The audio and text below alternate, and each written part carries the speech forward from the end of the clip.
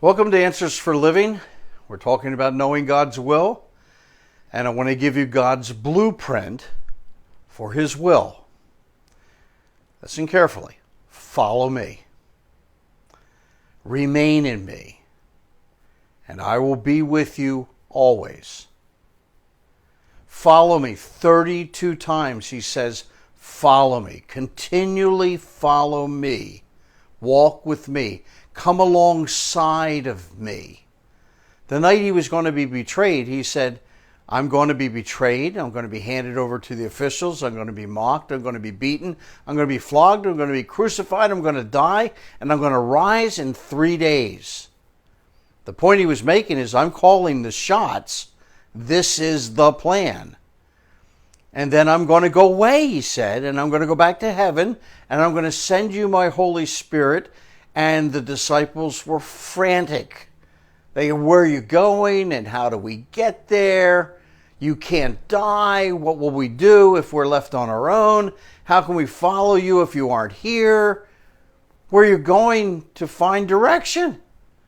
In John 15, 11 times, Jesus says, remain, remain, remain, remain in me. And you'll know my life and you'll know my actions, but you got to remain.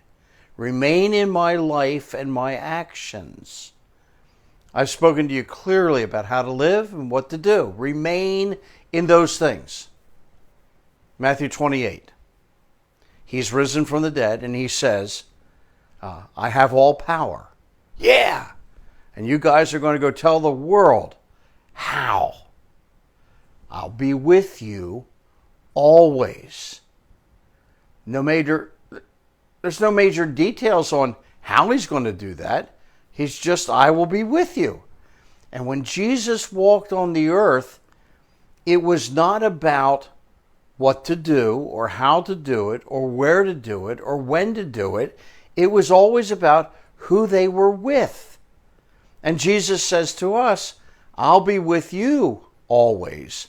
So when you read the book of Acts, when it was time to do something, they knew what to do.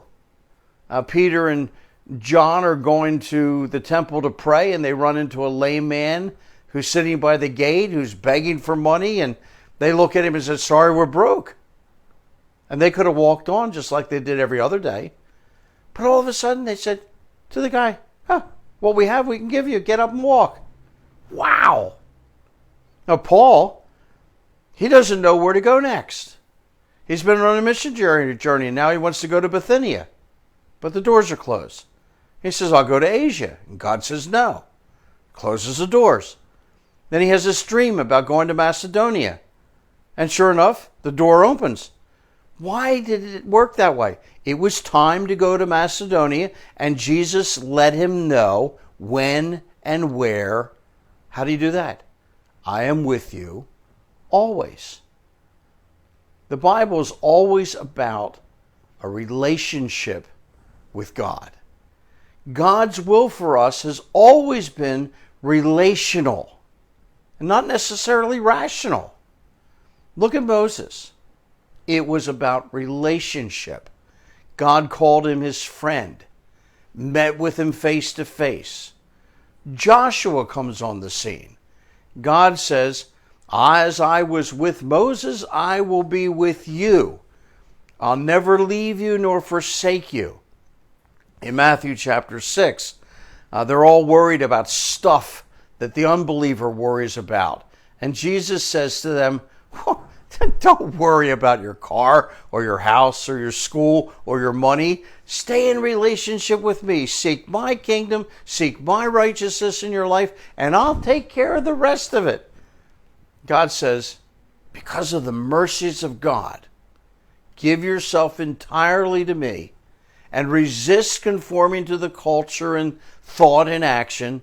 Choose to think differently. Think according to my word. Follow me, remain in me, remain in me, remain in me, and I'll be with you always. Why?